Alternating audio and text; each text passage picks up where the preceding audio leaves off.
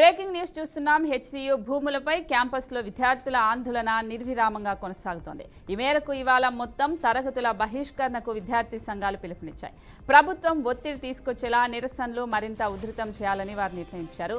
ఈ నేపథ్యంలోనే హెచ్సియులో 400 ఎకరాల విస్తీర్ణంలో ఉన్న భూములను పరిశీలించి అక్కడున్న వాస్తవ పరిస్థితులను తెలుసుకునేందుకు బీజేపీ నేతలు కాసేపటి క్రితం హెచ్సియుకి బయలుదేరేందుకు యత్నించారు. ఈ క్రమంలోనే ఎమ్మెల్యే క్వార్టర్స్ను పోలీసులు చుట్టుముట్టి అక్కడికి వచ్చిన బీజేపీ నాయకులను పలువురు కార్యకర్తలను అడ్డుకొని అరెస్టు చేశారు. మరోవైపు బీజేపీ ఎల్పీ నేత ఏలేటి మహేశ్వర్ రెడ్డి హెచ్సియుకి వెళ్లనివ్వకుండా పోలీసులు హౌస్ అరెస్ట్ చేశారు. ఇక హెచ్సియు మెయిన్ గేట్ ఎదుట సిపిఎం నాయకులు ధర్నాకు పిలుపునిచ్చారు. మరోవైపు యూనివర్సిటీ బంద్కు విద్యార్థి నాయకులు కూడా పిలుపునిచ్చారు.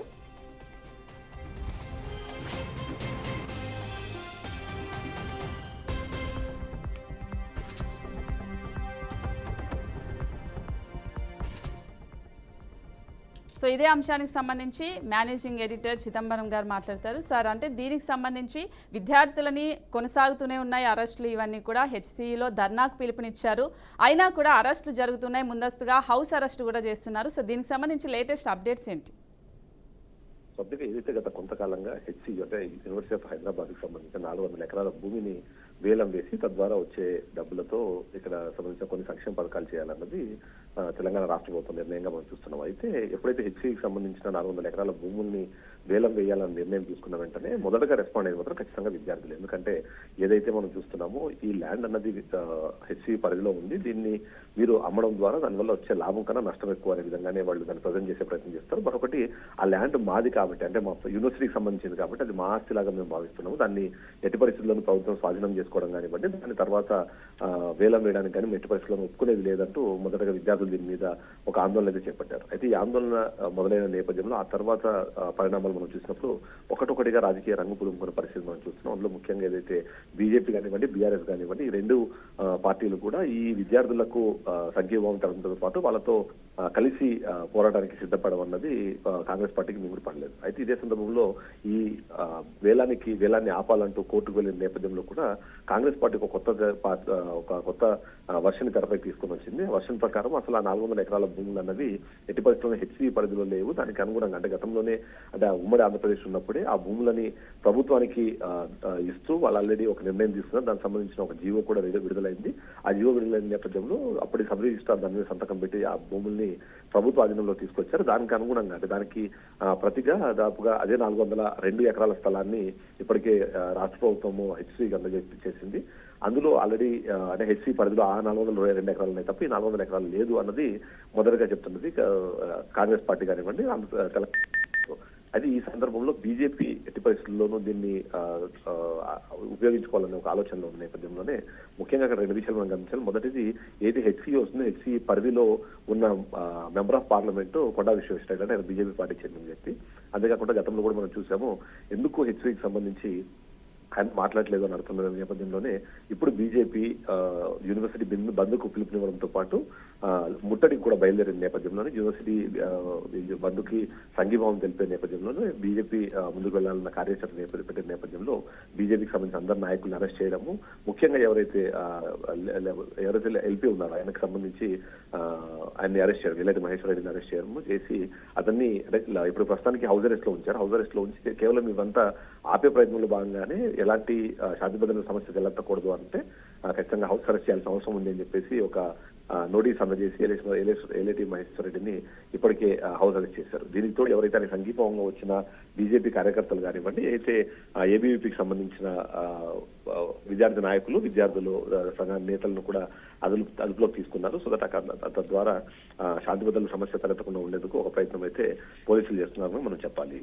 అయితే చిదంబరం, అంటే చెప్పండి ఒక విషయం, ఇది హెచ్సియు భూములు అనేది ఒక పక్కేమో ప్రభుత్వానికి సంబంధించినవి అని అంటున్నారు, విద్యార్థులేమో యూనివర్సిటీకి సంబంధించినవి అంటున్నారు. అసలు ఈ సందిగ్ధత ఎందుకు వచ్చిందంటారు? అంటే మొదటి నుంచి చూడండి ఇది ఖచ్చితంగా అంటే ఇక్కడ గతంలోనే అంటే 1994లోనే ఉమ్మడి ఆంధ్రప్రదేశ్ ఉన్నప్పుడే యూనివర్సిటీ భూములకు సంబంధించి దాని యూటిలైజేషన్ సంబంధించి ఇప్పుడు ఏదైతే ఇప్పుడు చదువు చేస్తున్న ప్రయత్నం చేస్తున్నా అక్కడ ఎక్కువగా రాళ్లు ఉన్నాయి, గుట్టలు ఉన్నాయి. కాబట్టి ఆ భూమి మాకు ఉపయోగకరం కాదు, దాన్ని ప్రభుత్వానికి అప్పచెప్తాము, దానికి ప్రతిగా అదే వాల్యూ ఉన్న భూమిని హెచ్ఈకి అనుబంధంగా ఉన్న మరో ప్రాంతంలో ఇవ్వండి అని చెప్పేసి అప్పట్లో ఉన్న రిజిస్ట్రార్ కానివ్వండి, యూనివర్సిటీకి సంబంధించిన అధికారులు కానివ్వండి రిక్వెస్ట్ చేయడము, దానికి అనుగుణంగానే అప్పట్లోనే దీనికి సంబంధించి ఒక నిర్ణయం జరిగి అది మార్పు జరిగింది. అయితే ఇప్పటికీ ఆ హద్దులకు సంబంధించి కానివ్వండి, లేకపోతే ఇప్పుడు జరిగిన ఈ ట్రాన్సాక్షన్ సంబంధించిన ఇన్ఫర్మేషన్ ప్రస్తుతం ఉన్న విద్యార్థులకు కానివ్వండి, లేకపోతే అధికారులకు పూర్తి స్థాయి దాని మీద నాలెడ్జ్ లేకపోవడం అన్నది చాలా కీలకమైన అంశంగా ఇక్కడ మనం చూడాల్సిన అవసరం ఉంది.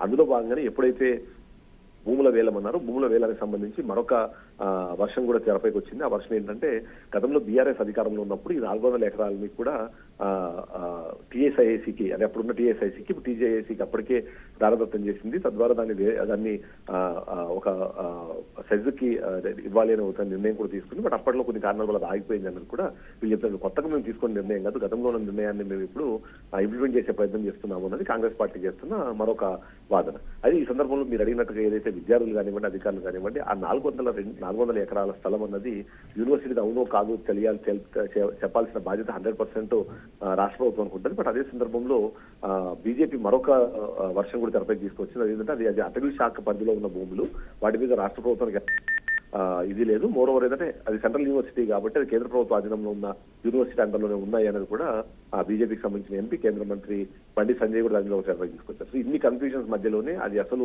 యూనివర్సిటీ చెందిన భూమా కాదన్నది ఒక కన్ఫ్యూజన్ లోనే ఈ మొత్తం ఆందోళన జరుగుతున్నట్టుగా మనం విశ్లేషించాల్సిన అవసరం అనిపిస్తుంది.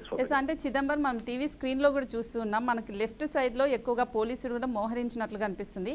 అంటే జస్ట్ ఒక భూమి వివాదానికి అంతమంది పోలీసులు వచ్చి అంత రాద్ధాంతం చేయాల్సిన అవసరం ఉందంటారా?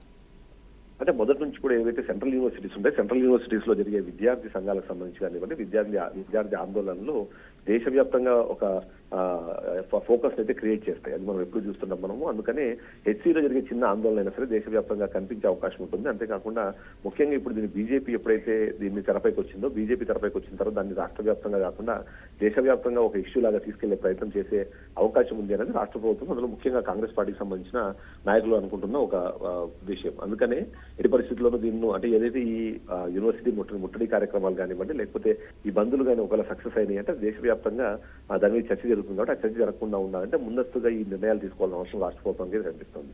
దానికి తోడు అక్కడ విద్యార్థులు ఇప్పటికే కొద్దిగా అగ్రెసివ్ గా ఉన్నారు. దానికి తోడు కాంగ్రెస్ పార్టీ మీద ఇప్పటికే కోపంగా ఉన్న నేపథ్యంలో బీజేపీ నాయకులు ముఖ్యంగా ఏబీవీపీకి సంబంధించిన విద్యార్థి నేతలందరూ అక్కడ చేరుకొని అక్కడ ఏదైనా ఆందోళన పేరుతో ఏదైనా కొత్త తరహా అంటే చిదంబరం గారు అంటే ఇంతకుముందు మీరే చెప్పారు బీఆర్ఎస్ పార్టీ దారాదత్తంగా ఇచ్చేసింది అని. అంటే ఆ ప్రభుత్వం ఉన్నప్పుడు ఇచ్చినప్పుడు మళ్ళీ కొత్త ప్రభుత్వం వచ్చాక అవి మళ్ళీ ఇలా పరిశీలన చేయడం ఎంతవరకు కరెక్ట్ అంటారు?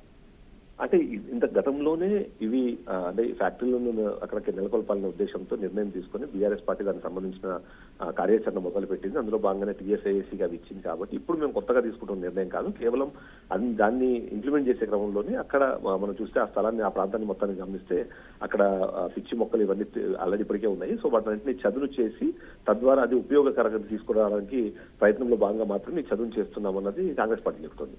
దీని వెనకాల చేస్తున్న ఈ ఏదైతే ప్రచారాలు ఉన్నాయి ఆ ప్రచారాలని అబద్ధాలన్నది కూడా చెప్పే ప్రయత్నమే కాంగ్రెస్ పార్టీ చేస్తాం. కాబట్టి తద్వారా అటు విద్యార్థుల్ని కన్విన్స్ చేసే ప్రయత్నము, అలాగే ఇక్కడ ప్రభుత్వం తరఫున ఎలాంటి ఇబ్బందులు కలగకుండా ఉండాలంటే మాత్రం పోలీస్ చర్యలు అవసరం అన్నది అందులో భాగంగానే ఇప్పుడు ఈ ముందస్తు చర్యల్లో భాగంగా వాళ్ళు అరెస్ట్ చేసినట్టుగా